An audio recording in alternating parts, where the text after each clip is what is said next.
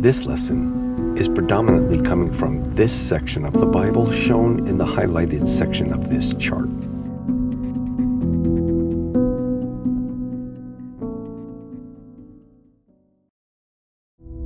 Lesson 23, the failure of the Exodus generation. During the book of Genesis, God is referred to by many different names or titles, but in the book of Exodus, God revealed to Moses another name for himself, further describing God's saving acts for his people.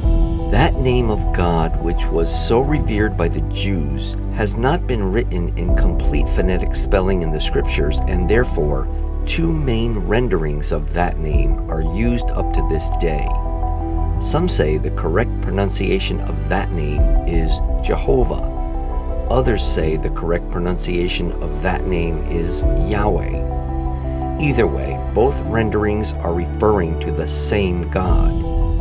To avoid any unnecessary distracting contentions, I will use both names interchangeably throughout this course.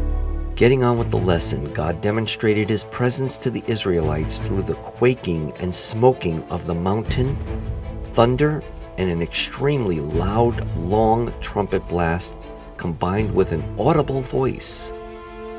Unlike the description of a famous movie, God himself spoke the Ten Commandments to the entire multitude at Mount Sinai. This is recorded in Exodus chapter 20, verse 22. The first commandment was that they were never to have any other gods but Jehovah or Yahweh.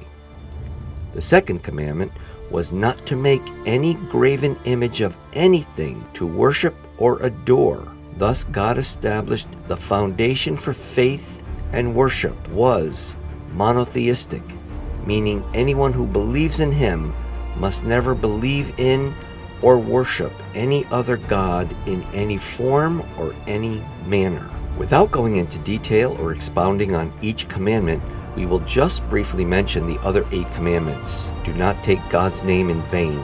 Remember to keep the Sabbath day holy by observing a day of rest from work. Honor your parents. Do not murder. Do not commit adultery. Do not steal. Do not lie. Do not covet. All of the Israelites heard these commandments from God himself and were so moved with the emotion of fear after seeing and hearing God's power that they begged Moses to serve as an intermediary for them. Yet, as we are about to see, just a few days after this incident, they would break most of these commandments, proving emotionalism is no substitute for real faith and devotion. After Moses went up the mountain to get the details of the ceremonial part of the law, the Israelites down below soon forgot about God's commandments and began making a golden calf, and they worshipped it, along with committing many other sins. This was the first in a series of drastic failures and sins they would commit against God. On their journey to the Promised Land, the Israelites went through their wilderness experience. It was their testing time.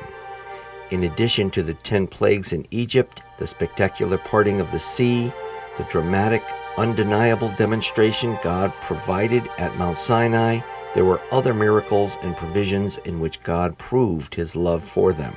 He miraculously provided for about 1 million people, plus their thousands of animals, including making a bitter lake sweet to drink, sweet bread every morning, water from a rock, quails for meat, light every night by means of a pillar of fire, and guidance by a moving pillar of cloud during the day. He also gave them victory over the Amalekites who tried to attack them. Despite God's demonstration of love and faithfulness and all these spectacular, undeniable miracles experienced by over 1 million people, the Israelites continuously complained, rebelled, and refused to learn the lesson of faith.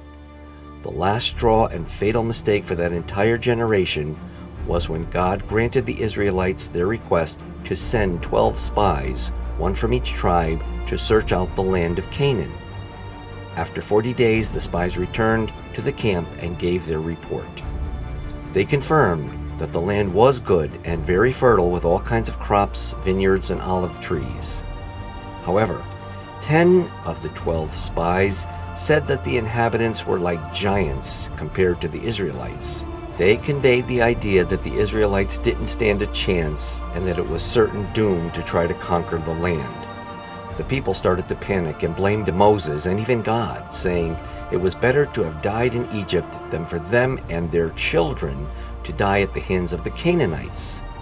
2 of the spies, named Joshua and Caleb, positively affirmed that with God on their side, they were well able to conquer the land. They warned the people not to anger God by disbelieving him again. The people were so angry they wanted to stone Joshua and Caleb and go back to Egypt. At this point, God pronounced irreversible judgment on that generation so that they would wander in the wilderness for 40 years until all that generation from 20 years old and older died. However, God would lead their children, the next generation, into the land and they would possess it.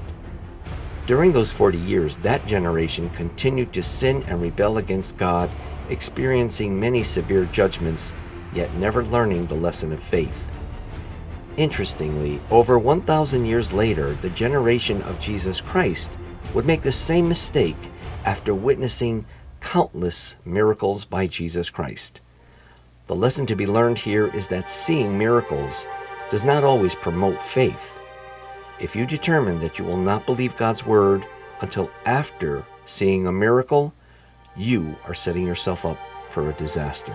Anyone with an attitude that demands God prove himself to them is playing right into the devil's hand.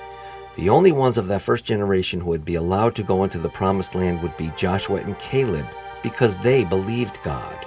For various reasons, Moses would die before the Israelites entered the promised land, but would make an appearance in the New Testament on the Mount of Transfiguration with Jesus Christ and another prophet. In our next lesson, we will learn about the conquering of Canaan and the topic of judgment. A lot of controversy, a lot of misunderstanding. It will be cleared up in our next lesson on this topic. Don't miss our next lesson. Until next time, goodbye for now.